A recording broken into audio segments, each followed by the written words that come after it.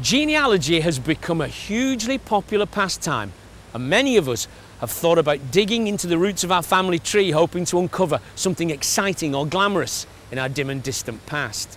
Well, our next story involves one man's quest to find out what took his great-grandfather from Lancashire to Mexico at the end of the 19th century. And as Judy Hobson reports, it's a voyage of discovery that uncovered an amazing family secret.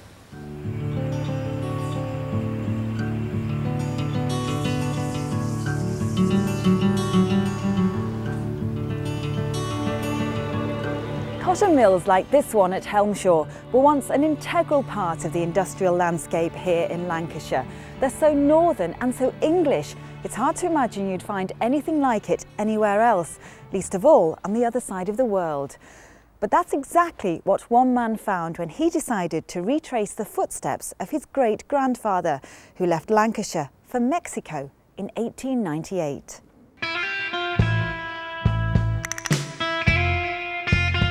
Two black and white photographs hung side by side above the fireplace. In one, a man dressed in a high-button suit sat in a straight-backed chair. His forehead was broad, hair swept back, moustache wide with waxed tips. This was Arthur, my great-grandfather, as Grandma remembered him. The other picture was of a man on horseback. He wore long spiked spurs and a sombrero, and carried a lasso, a sword and a pistol. This was the picture I loved. This was Arturo, the great-grandfather Grandma told me about in her stories. Two names, one man. Two versions and a missing truth. That missing truth became an obsession for Robin Bayley. He was so captivated by the two photographs in his grandmother's sitting room that he decided to cross the world to learn the real truth about his great-grandfather. But when he got there, he unearthed a secret which would have implications for hundreds of people on both sides of the Atlantic. I had a hunch that there was something to find. When I was a kid, my grandma told me lots of stories about her father and his adventures in Mexico. She told me about the mango orchard, which is where he would sit and write letters, about his relationship with bandits, and his narrow escape from the revolution. He was told if he didn't get out immediately, he would be killed, which is a fair incentive to leave, I guess. And he had to leave in an afternoon. So I'm just thinking, what did he leave behind? Robin's great-grandfather was Arthur Greenhalgh, seen here as a child with his father, Henry Greenhalgh, a cotton mill owner from Tottington near Bury. When he grew up, Arthur worked for his dad. But his world turned upside down when Henry went bankrupt and then died. Fortunately, help was at hand. Arthur had previously organised shipments of machinery to a cotton manufacturer in Mexico, and they'd been so impressed with him, they offered him a job. An adventurous man, he seized the opportunity. Mexico and places like that not only wanted the machines, but they wanted the people who understood them.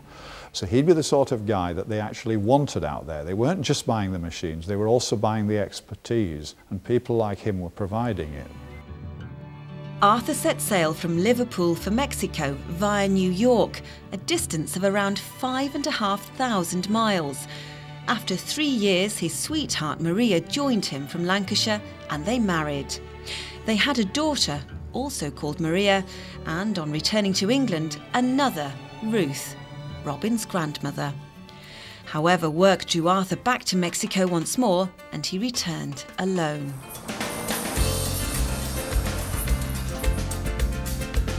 A century later, Robin made the same journey, but with very few clues as to where his great-grandfather lived or worked. He searched for weeks until the trail eventually led him to the small town of Tepic near Guadalajara, and then to a nearby village called Bella Vista. I got off the bus and it was like being in some sort of dreamy time warp, and it was like being, I don't know, in Tottington on a particularly hot day, you know, because there were mill workers' cottages, there was a Methodist type chapel, and then there was a factory itself, which would not have been out of place anywhere in the north of England. And I said, I'm looking for evidence of my great-grandfather, feeling rather stupid as I said so. I mean, what exactly was I looking for, you know? Arthur was here, scrawled into a desk or something. So they were much more interested in my question than I thought they would be. And they asked the name and I wrote it down for them. And they started jumping up and down. And they said, but the whole village is called that. And I said, no, I think you're making a mistake. Greenhouse, she was English. Yeah, do you want to meet some of your relatives? Hello.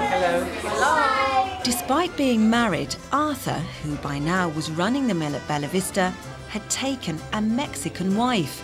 Bizarrely, she was also called Maria, and so was their daughter. Arthur's second family had expanded through generations, although the name Greenhouse had been shortened to Greenhow.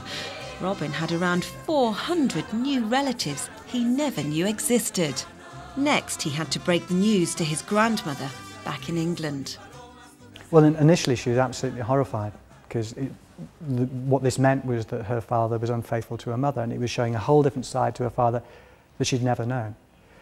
Bit by bit, she realised she actually quite liked the idea. And then 6 months after I had come back, it was Christmas time, and she took me to one side and she said, I've been thinking about Mexico. And I said, oh yeah? And she said, let's go.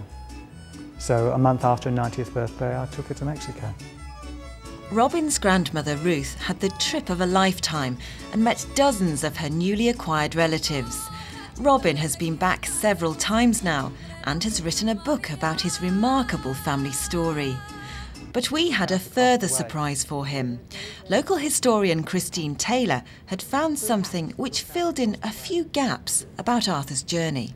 They were in Jamaica? Wow, I thought it was Cuba.